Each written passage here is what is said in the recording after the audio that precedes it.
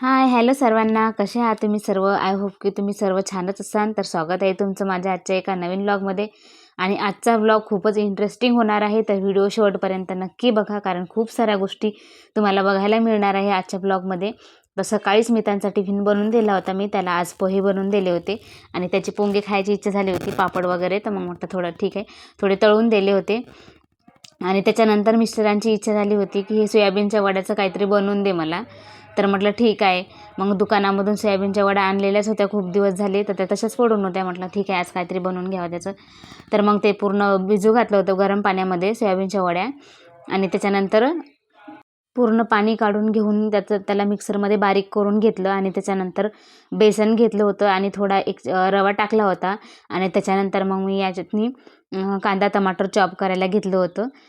तर ते पूर्ण चांगलं चॉप करून घेतलं आणि त्याच्यानंतर टाकून दिलं होतं, कारण की त्याचे बनवायचे होते आम्हाला. धपाटेसारखे बनवून दे म्हणत होते ते. म्हटलं ठीक आहे, कारण की आम्ही इंस्टाग्रामवर एक व्हिडिओ बघितला होता, म्हणजे त्यांनीच मला शेअर केला होता. तर मग मी बघितला होता, तर असं बनवून दे म्हणत मला. म्हटलं ठीक आहे. आता इंस्टाग्रामच्या रील म्हणले तुम्हाला माहिती आहे किती शॉर्ट असतात, त्याच्यामध्ये काय दाखवतात आणि काय बनवतात. तर म्हटलं ठीक आहे, आपण पण बनवून बघू म्हटलं हे. त्याच्यानंतर बनवायला वगैरे घेतलं, हे पूर्ण मिक्स करून घेतलं. याच्यामध्ये तिखट मीठ हळद वगैरे सर्व चवीनुसार टाकून घेतलं होतं आणि मग बनवायला घेतले होते. तर एवढा वेळ लागत होता याला बनायला, कारण की कमी गॅसवर आहे आणि सोयाबीन म्हटलं तर खूप म्हणजे वेळ लागते, कारण की ते शिजलं पाहिजे चांगलं.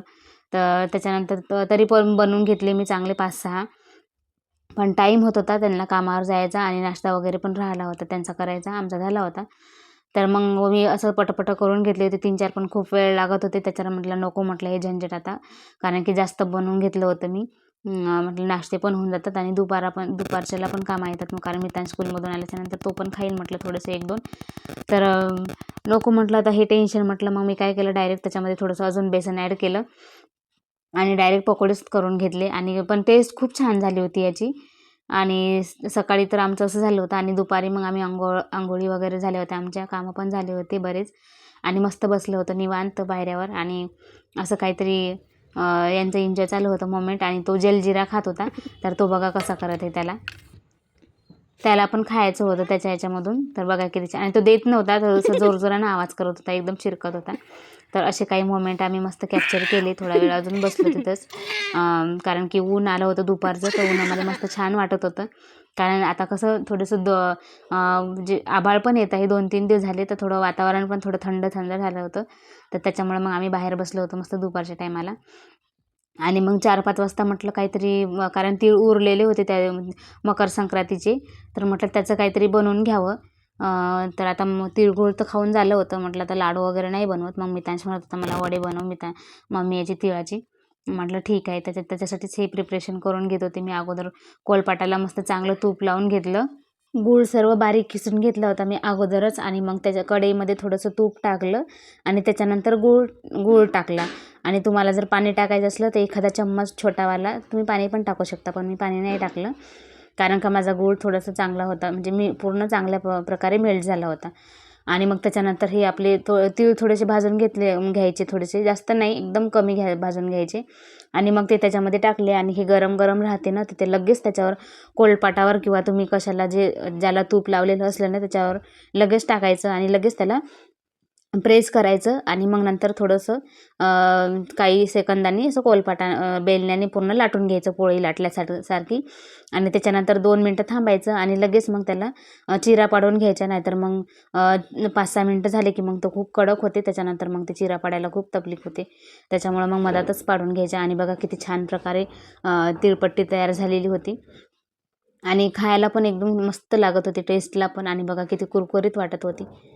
असं जास्त कडक पण नव्हती झाली, जास्त नरम पण नव्हती झाली, आणि थोडी मीडियम सेट झाली होती. आणि हे पूर्ण सेट झाल्याच्या नंतर आहे, मी फक्त अर्धा घंटाच ठेवले होते त्याला. अर्धा-1 घंटामध्ये पूर्ण प्रकारे सेट झाली होती. आणि काढायला पण सोपी गेली, एकदम खाली चिकटली नाही आणि काढताना पण काही त्रास झाला नाही. तर मस्त तिळपापडी पण आमची मस्त बनवून झाली होती आणि खाऊन पण झाली होती मधातनी, कारण की आम्हाला काही राहिलं नाही जात काही बनवलं की. आणि त्याच्यानंतर मग संध्याकाळचा स्वयंपाक पण करायचा होता. आणि मी पूर्ण याला नाही कसं सेट केलं होतं मस्त, बघा कशा प्रकारे दिसत होतं. छान वाटत आहे ना, एकदम मस्त. तर कशी झाली कमेंट करून नक्की कळवा जा मला. आणि त्याच्यानंतर मिस्टरांनी आणली होती फिश आज. तर आज बनवायची होती फिश. आणि मी काय जास्त मसाला घेतला नाही, फक्त अद्रक, लसूण आणि हिरव्या मिरची आणि कोथिंबीर घेतला होता. कारण की थोडं आज हिरव्या मिरच्याची खायची इच्छा होती, म्हणून लाल तिखट काही मी टाकलं नव्हतं, एकदम कमी टाकलं होतं. आणि कढईमध्ये मस्त तेल टाकून घेतलं 2 चम्मच आणि त्याच्यानंतर हे मिक्सरला काढून घेतलेलं हे पूर्ण टाकून घेतलं त्याच्यामध्ये. फिश असली की ऑइल थोडंसं कमी यूज करायचं, कारण की फिश ऑलरेडी थोडंसं ऑइल सुटते. आणि त्याच्यानंतर माझी फिश पण बनवून झाली होती आणि मग मस्त आम्ही जेवायला पण घेतलं होतं. मस्त. आणि त्याला जास्त काही शिजू द्यायचं कामच नाही, कारण की 5 मिनिटातनी भाजी तर रेडी होती. आणि चपात्या वगैरे टाकून घेतल्या आणि मस्त खायला घेतली होती. आणि पिनूसाठी 1-2 फ्राय करून घेतलं होतं मी, फिकचवालं. आणि पूर्ण रात्रीचं झालं होतं आमचं प्रिपरेशन. त्याच्यानंतर काजू बदाम भिजू घातले होते आणि मस्त मग फिरायला गेलो होतो थोडंसं रोडवर.